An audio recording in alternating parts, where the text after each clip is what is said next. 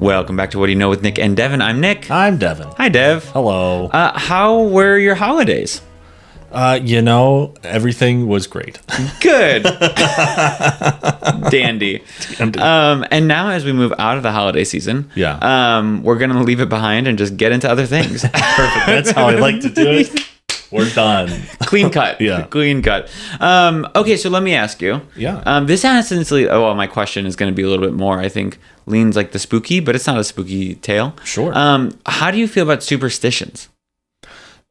That's a great question. I love to thank you. Because one of my favorite books that I checked out of my elementary school library, I checked it out multiple times. This was after the era of Where's Waldo, zoo books. Sure. I got into books with words. Great job. Great learning. Spies were in there as well. Education level high. Getting there. But there was I don't know if it was a big book of superstitions, but it was a book of superstitions. Okay. It was a fairly medium-sized book. Okay. I just don't remember the exact title. And it had a bunch of superstitions from around the world listed in alphabetical order and a little fun blurb about it and story and whatnot. And the one I remember the most is if you open a gate, you have to close it yourself. You can't have someone else close the gate behind you. Sure. Because that's asking for everything was surrounding the devil's gonna get you. Some evil spirit, usually the devil, he's gonna get you. Same thing with covering your mouth when you yawn. Because if you just have your mouth open, then the devil's gonna get inside your mouth. Yeah. I like to think that he's just always ready. Yeah. He's just waiting for a yawn. I'm gonna get you. So those are the two that I remember the most. There was a bunch others in there. So I think superstitions are fun. Okay. I don't necessarily follow all of them. Okay. Because there's obviously step on a crack, break your mother's back. Sure. Classic. That's probably the first one almost everyone knows. You don't believe it though. No. Okay. I'm sure, as there were every one of us times when we were mad at our mothers and we're I'm going to step on a crack later. Show you just stomp on a crack in your driveway and nothing happens. You just wait for the cry of a broken back and hello. Nothing. Yeah. Amazing. How do you feel about the number 13? It's a fun number. It's a good prime number. Sure. I knew you were going to get fucking mathy with it. Prime numbers are divisible anything else than 1, for those of you who don't know. Thank you. I like it because of Friday the 13th. There's always some cool tattoos that come out on Friday the 13th for their flash specials on those days. But other than that, it's just that's a fun number. It's all right. Do you know anything about the number 41? 41. Okay. Well, I'm sorry, back to 13. Oh, okay. I also know that there usually aren't, or at least in old buildings, there was never a floor 13 or a room 13. Correct. Yeah. Because of the unlucky connotations with the number. But 41, I think it's kind of similar to 13, maybe. I might be wrong. Sure. I think there's some weird thing about rooms with 41 or something like that where it's no. No, not that one. But I'm trying to remember. I don't know too much about 41. Okay. Also a prime number though. Thank you. So 41, we're going to go to Mexico City, more specifically, and talk about the dance of the 41.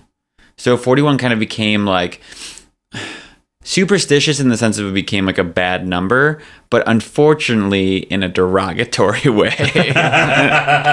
So I bring up superstitions because it definitely became a superstition to not have the number 41, but it also became a reference to gay people in a derogatory fashion. Oh. Yes. And you said it was in Mexico? Mm-hmm. Oh, I thought it was going to be more of a derogatory term towards Mexican people or something like that, or Well, I guess they are Mexican. People can be both gay and Mexican. That's ridiculous. One or the other. Pick one. Please. My white brain can't handle too much diversity. Incredible. No, I'm sorry. I thought like broadly more of like the Mexican people, sure. Not gay people within the Mexican community. No, it is specifically for Mexican people. And it's like it follows the track of just like general like slur kind of terms, like things like that. Sure. But it obviously surrounds a number. And so then that, of course, also becomes an unlucky number. And so just like 13, there's kind of similarities in the way that some people have started to avoid the number. That's crazy. Right? And I was like, that's so high up there. Like, how often are you encountering 41? You know what I mean? Right. So anyway, so let's crack into it. Yeah. Cool. But before we crack into it, Devin, so let me ask you, what do you know about the dance of the 41? I don't know much of anything, so I'm very excited. Other than like what you just told me. But I'm curious to see how that'll play out. We're doing this so well. It's a little in media res. It's fine. You're like, I know what a dance is. I know the number 41. Okay, so this happened November 17th/18th, because kind of like the evening of 1901. So this happened in a private home in Mexico City and was an illegal police raid of a ball where 41, possibly 42 men were found and arrested for wearing women's clothing. You can't say like possibly 42 and then have a whole thing be about 41. But I'm going to tell you why. Okay. Because it gets juicy. Oh. There's drama. Okay. There's drama. Wait for the drama. Did we hide the governor? Close. The mayor? El Presidente. We'll get there. So some reports say that only 19 men were dressed as women, but others simply say that not everyone was. And so just kind of collectively in a private home, this was happening. There was a ball to kind of an expression of, multiple genders was happening. And the 42nd man in attendance is shrouded in rumor and scandal. So the dance itself is actually, there's not a lot out there because unfortunately people not unfortunately, but because it had to do with some of like the elite and the upper echelon, things of course were like hush-hushed, but also people didn't want to like talk about it and advertise it, right? Sure. So the dance itself was pretty short, but I do want to talk about some of the things happening in Mexico leading up to the dance and why this was so scandalous for the time. You know what I mean? Not only was it turn of the century, but also the fact of just what was happening within the political atmosphere and things like that. Sure. So Mexico's government leading up to and at the turn of the century was focused on the elite and advancing the country's economy. This was often at the expense of the working class and working poor, though, of course. So President Porfirio Diaz was a Mexican general, politician, and president/dictator. Casually. So classic combo. Throw that in there at the end. He served 3 separate terms throughout the span of 30 years. Wow. So the latest was from 1884 to 1911. And this was referenced as a kind of a de facto dictatorship at the time. Yeah, that makes sense. when you just keep on going and going. Yeah. So he studied law after initially studying for the priesthood, which was like crazy kind of what a switch. Shift. Right, exactly. And was a mentee of the future Mexican president Benito Juarez. So he was active in the Liberal Party, especially in overthrowing Santa Anna and fighting the Conservative Party. He fought in the Second French intervention of Mexico, rising the ranks to becoming political and military commander of all southern Mexico and in and out of French capture. Casually. And leading the command of the forces that took back Mexico City in 1867. So, like, he started out kind of just like, I'm studying law, and now we're at war, so I'm going to join the military, and, like, slowly kind of garnered attention and ranks and was, like, captured and then escaped, and then captured and then escaped. Yeah, gained popularity through that, yeah. And then his biggest thing was retaking Mexico City and leading those forces to do it. And then, of course, so then everybody knows who he is, right? So during the kind of restored republic, so after the fall of the French intervention, he revolted and led a successful coup against Presidents Benito Juarez and Sebastian Lerdo de Tejada on the basis of no re-election. So he was like, you can't just like say that you're going to keep on being president, which is, ironic. Later. We'll use that tool for later. Right. So he ousted Lerdo in 1876 and was elected in 1877. Okay. He stepped down in 1880, helping to elect his political ally, Manuel Gonzalez. So after 4 years, he abandons the idea of no re-election. To run for office and holds it, like I said, until 1911. Awesome. Super great. Great strat. So the weird thing is that, like, he's seen as a dictator, right? Yeah. Naturally. And, like, there's a lot of focus on kind of the political elite and, like, the, upper echelon of society. However, it did kind of bring Mexico to the forefront economically, which is seen as kind of the positive. Sure. Yes, it was at the expense of the working people, but you brought the country to, like, a global stage, which was different. They had been just conquered and, like, intervened over and over and over for the past how many years? You know what I mean? Hundreds of years. And now they're like, now we can be a formidable foe on the world stage. Yeah, now people take it seriously. Right. So it felt, glamorous. Not justifying the actions or saying that they were right, but I think that that's where people have, like, struggle with it, where they're like, okay, you did put Mexico on the map, but, like, you were a dictator. Right. You know what I mean? Emphasis on the dick. For always emphasis on the dick. Anyway, so economic policy. So while he's seen as a dictator, his regime did end political instability and brought economic growth after decades of stagnation. So he built a circle of advisors known as científicos, which was a group of technocrats, which technocracy, if you didn't know, is a form of government in which the decision makers are selected based on their expertise in a given area of responsibility, particularly with regard to scientific or technical knowledge, which in theory sounds pretty nice. Right. You know what I mean? It should work out. Exactly. We'll see how that falls today. But, like, I think that influence is definitely there in a lot of, like, elected bodies, things like that, or, like, appointed positions where it's just like who's the most, like, revered in their field, but who's the most revered in their field that's also, like, charming to the people. Do you know what I mean? Like, I think a lot of times today there has to be the element of playing to the public, and not a lot of experts in fields tend to always be as charismatic. Correct. Tend to have that little something.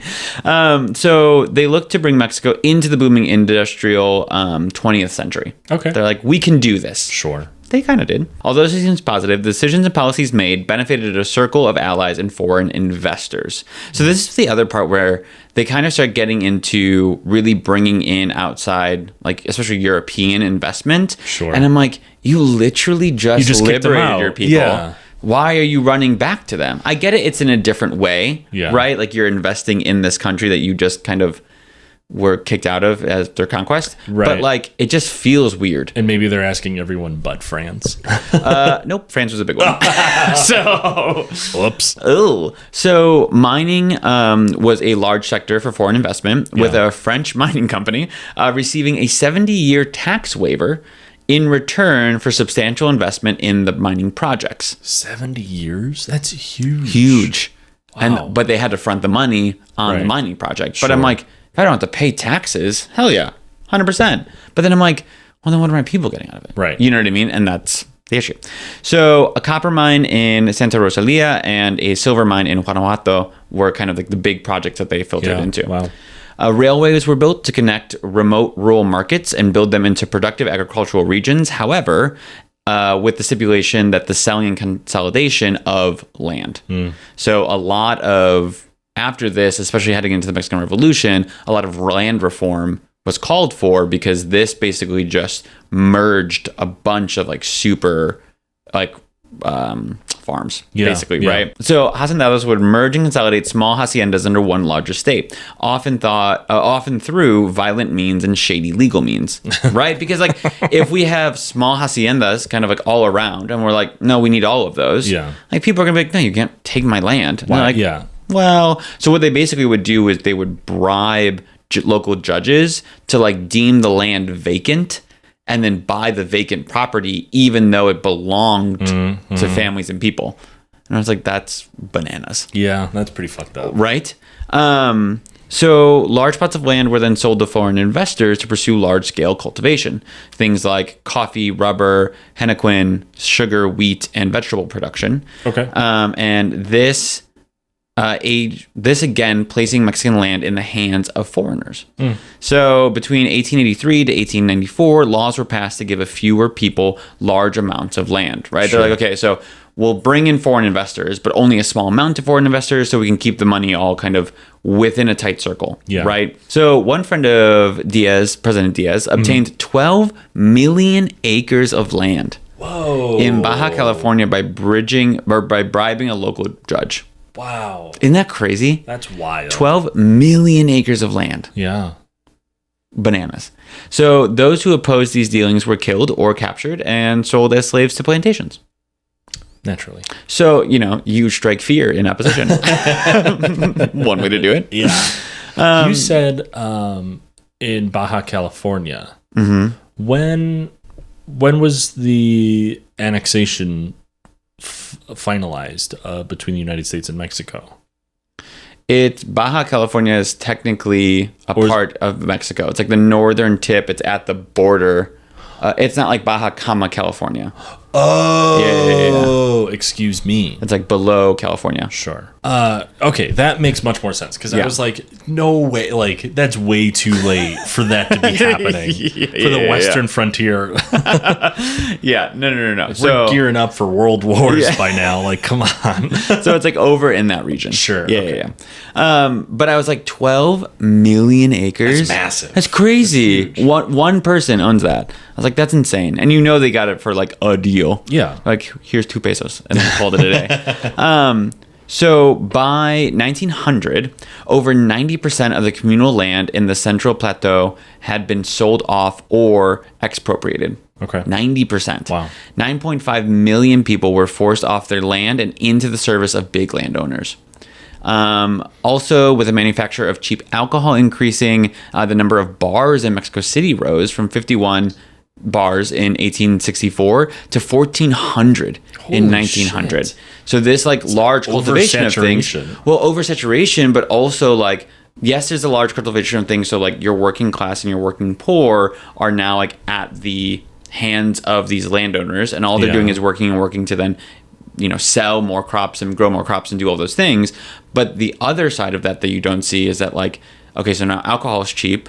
Okay, well, I just worked a hard day, so now I'm going to go drink, and now that becomes more available. You know what I mean? Yeah. So then all of a sudden you have a rate of death from alcoholism and alcohol-related accidents to rise to levels higher than anywhere else in the world. Yeah, that makes sense. Which I was like, I didn't even think about that aspect of this large cultivation kind of project. Yeah. You know what I mean? Yeah. So I thought that was crazy.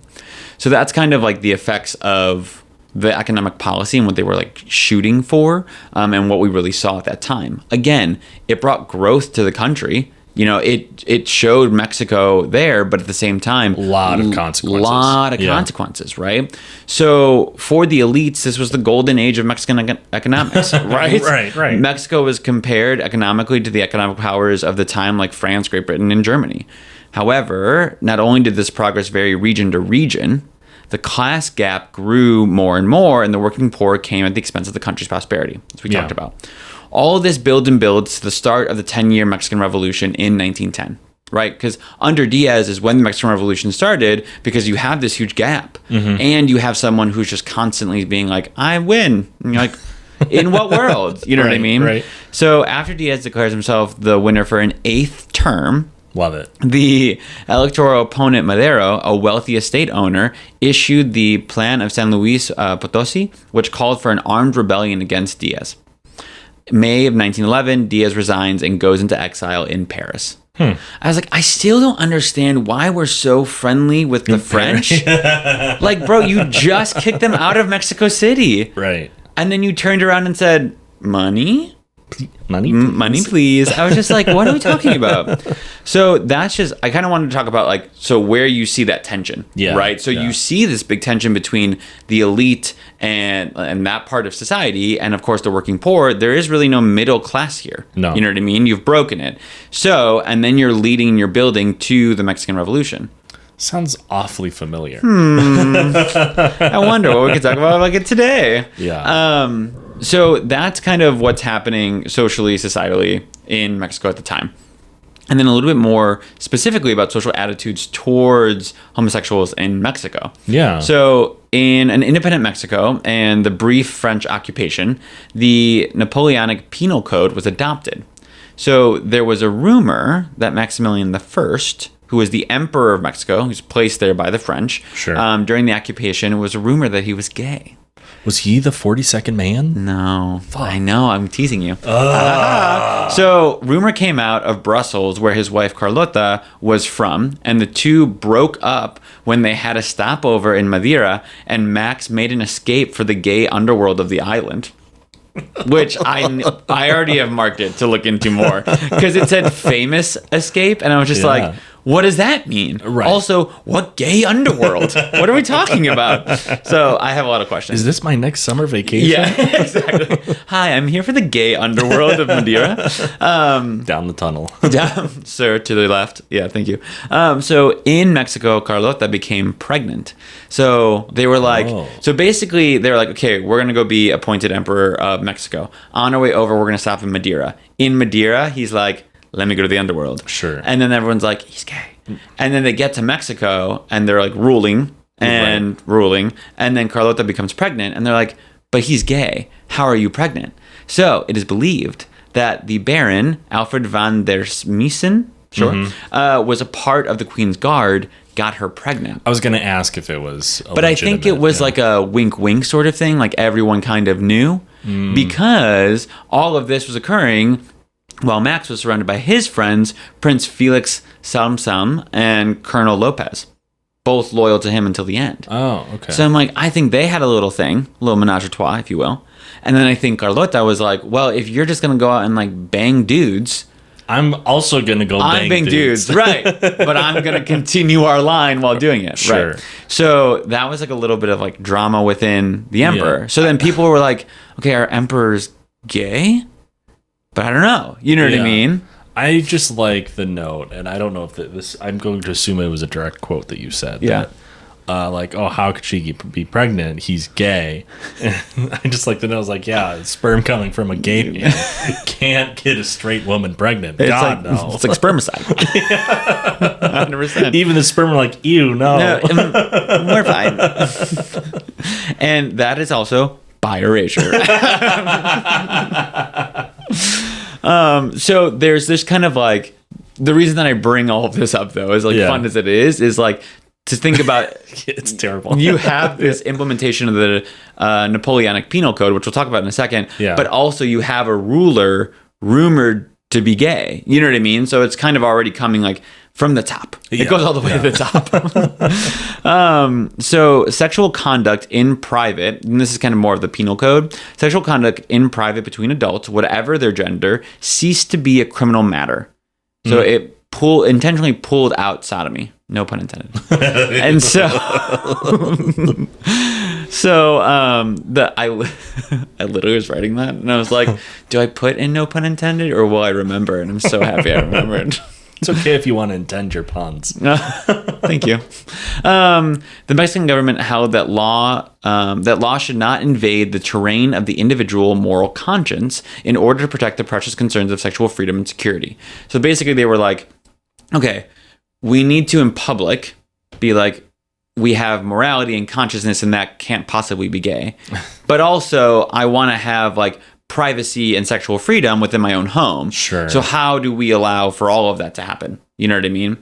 So keep thinking about that in the sense of like the elite is writing things in particular to obviously appease them, right? So in this case, we're just going to start to see how that really turns into societal laws and like cultural law when it comes to, of course, homosexuality, right? Yeah. So to clarify, it's essentially like you can't be gay on the street, but if you want to be gay behind closed doors of your own home, correct, you can do. So then how does that play into, I guess you'll tell me, but this is where my mind is going.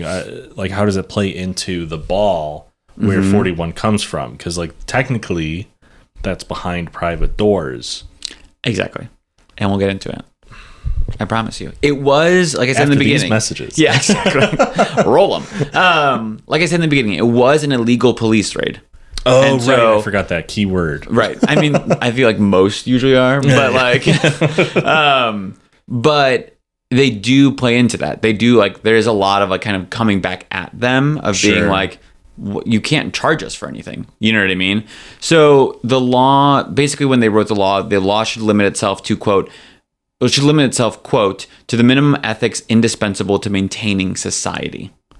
End quote. So the laws were against solicitation and any public behavior which is considered socially deviant or contrary to the customs of the time. Right. But the vagueness of the law left police and judges as those to interpret it, and that, of course, worked against homosexuals. So for those that were able to kind of like skate through it and buy it, you could easily just kind of be like, oh, well, I can kind of do what I want because I'll never be at the whims of police or judges, or I can buy them off, or I have the connections or whatever, right? But for those that were caught in it that don't have that, it was left to judges and police to be like, okay, well, you're a deviant to society. Yeah. So we're going to charge you with deviancy, basically. We got to charge someone with this law to make it legitimate. Correct. So not granted the right to be gay, but can do whatever you want behind closed doors. Yeah. So by the late 19th century, early 20th century, Mexico City had produced its own gay subculture. So bathhouses, prisons, squares, and some avenues were used as meeting places and meeting places. You get it.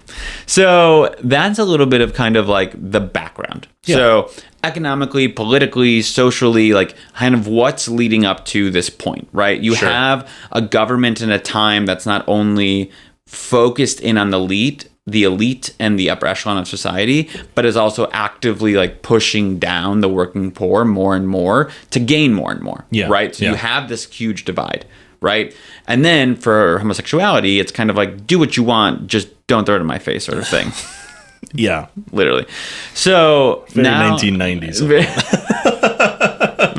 1990s of you.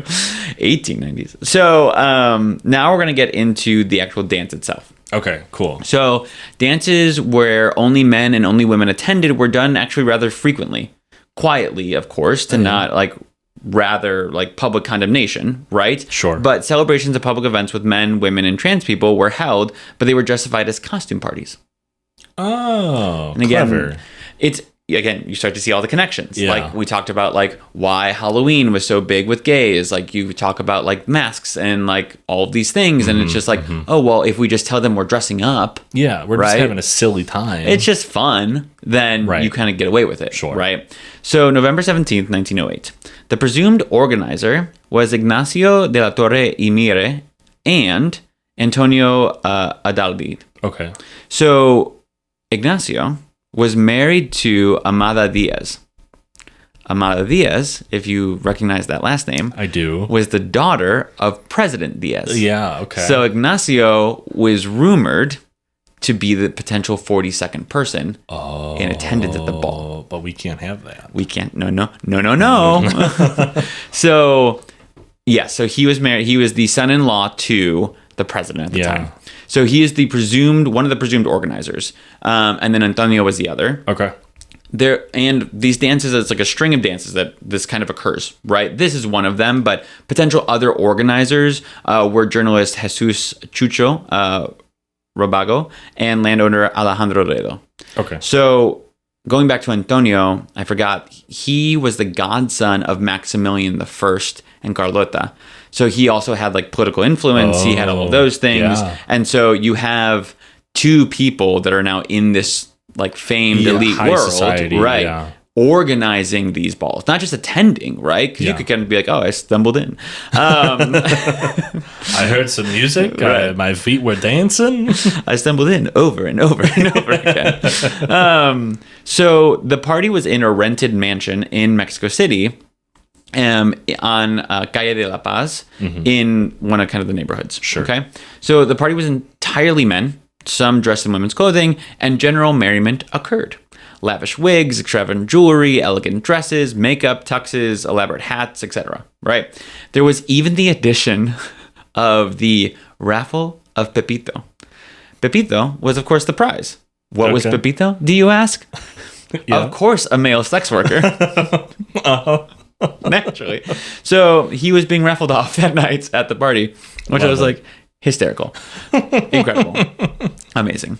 So around 3 a.m. on November 18th, right, leading to the next day, the police raided the house. Quote, On Sunday night, at a house on the 4th block of Calle de la Paz, the police burst into a dance attended by 41 unaccompanied men wearing women's clothing.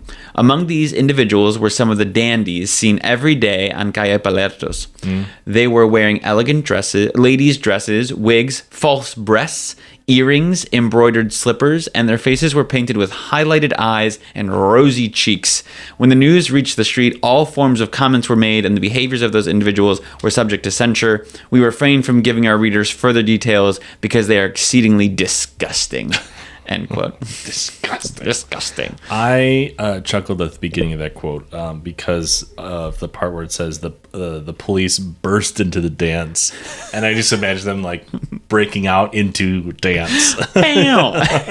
And it turns into like an arrest, but a whole dance number. The arrest scene of a big musical or something. No, I love it. But I think the big thing here is a couple of things. So one, dandies, which I thought was hysterical, but also unaccompanied men. So making it very clear that no women were here. Yeah. Right.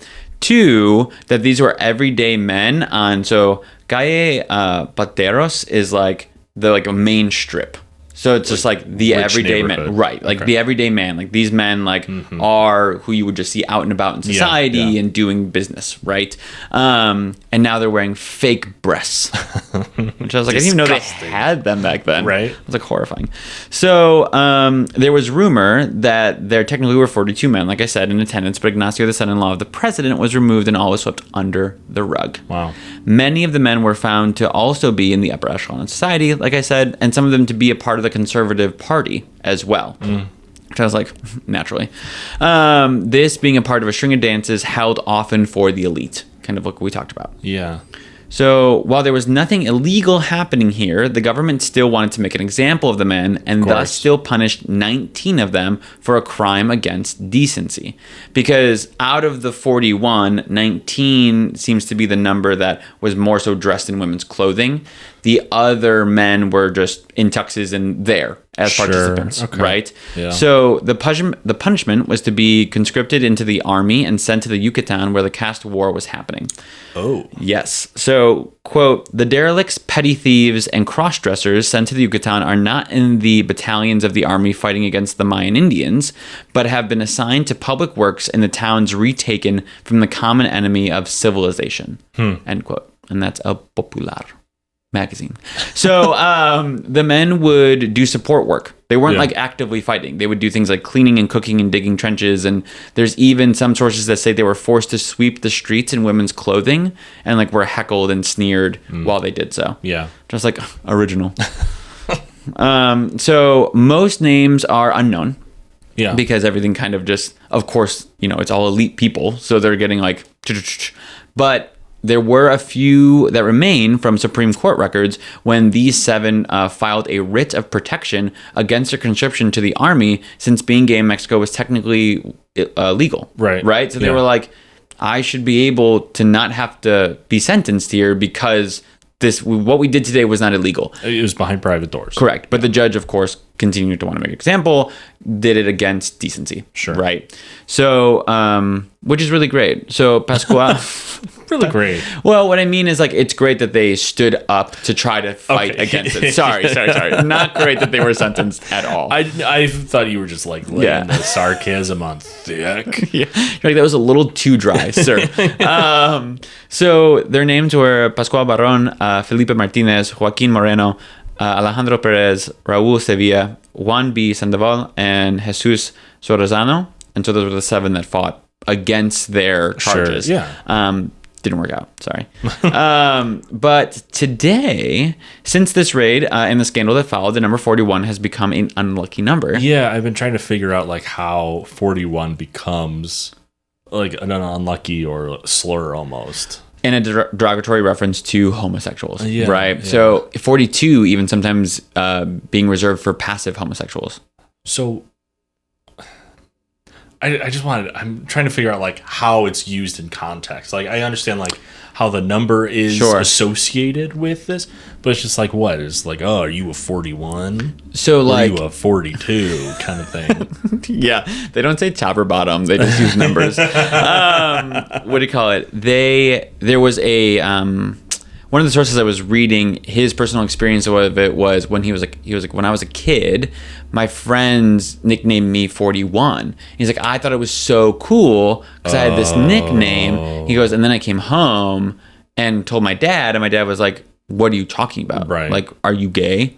And they obviously didn't say gay, but like, it's kind of like that. So it can either be in like reference in songs. It can be reference just like, you know what I mean? Like one of the 41. You know what I mean? Okay. I don't think you're saying like, you're 41. Yeah. And everyone's like, what? It's not like you're standing in line at the deli and you pull a ticket number and like 41's called and no one raises their hand. And I'll do this quote in a second, but it kind of got to that point where it became like 13. Like there was people talk about like not wanting to celebrate their 41st birthday. Jeez. Like it just became so rooted in it. Ridiculous. And so like, again, like toxic masculinity and you know, the viewpoint of homosexuality. And so people were like, any way to avoid this number that has now been associated, right? So essayist Francisco Urquizo in 1965, said, quote, in Mexico, the number 41 had no validity and is offensive. The influence of this tradition is so strong that even officialdom ignores the number 41.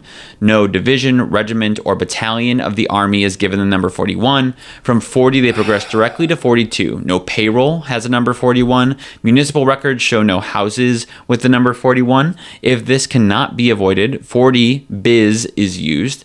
No hotel or hospital has a number 40 or has a room 41. Nobody celebrates their 41st birthday, going straight from 40 to 42. No vehicle is assigned a number plate with 41, and no police officer will accept a badge with that number. End quote. So what? You just like don't get any presents on your 41st birthday? You just don't celebrate your 41st birthday. That's wild. You either just like skip the year and just don't do anything that year, or you just are like, I'm 42. I don't know. Isn't that crazy? That's wild. Yeah. I'm going to assume everyone who's older, like older than 41, is a year younger than they are then. Specifically the Mexican people. Yeah. Perfect.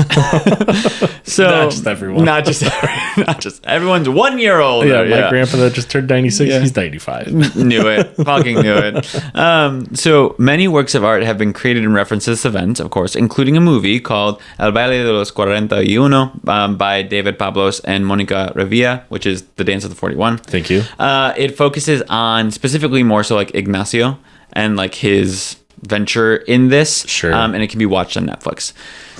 Nice plug. You're welcome. So I think with this, though, there's obviously a little bit more creative license to what may have actually happened, only because... Of course. It's all hush-hush, under the table, oral history, all that fun stuff. Correct. Exactly. So just to throw it out there.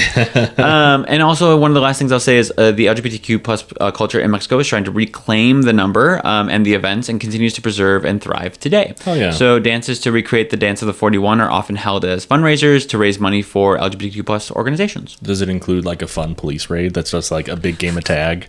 It's just a Benny Hill track. Yeah. Yeah. That would be amazing. I don't know. We should make that though. I think that'd be great. So that is the Dance of 41. Interesting. Yeah. It was a very interesting story. I like that a lot. Yeah. I think it's insane because when I think about 13, it's one of those things where it's like, oh, like unlucky. You know what I mean? Yeah. But like, okay, you know, we just like incorporate it in the day or we try to avoid it, whatever, right?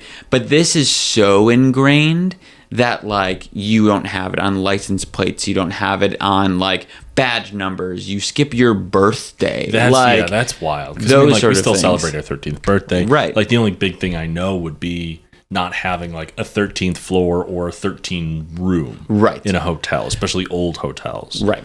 And what I will say is like now it's obviously different, right? I don't think people are so like ingrained in that. I'm sure you see that, you know, occasionally, and that's still like a part of culture in a way, but not to its strength that it was. No. Yeah, exactly. So it's just one of those things where I was like, I had saw something about 41 and I was like, oh, interesting. And then I dug into a little bit more and I was like, oh, even more interesting. But I think that was the thing. So like to kind of tie it all together, I think it was really hard for, you know, common people, like the working poor, to be like, oh my God, Like, I've been like working and living and doing all these things, and yes, you're throwing lavish parties, but also now like you're gay on top of that, and like how dare you? Right? It was just kind of like you're just becoming more and more divisive, where you truly get to do whatever you want. Right? You know what I mean? Definitely. And we have to do all of these things, and so you just continue to build this gap, and then all of these people don't understand that, like, oh, I could also uplift if I wanted,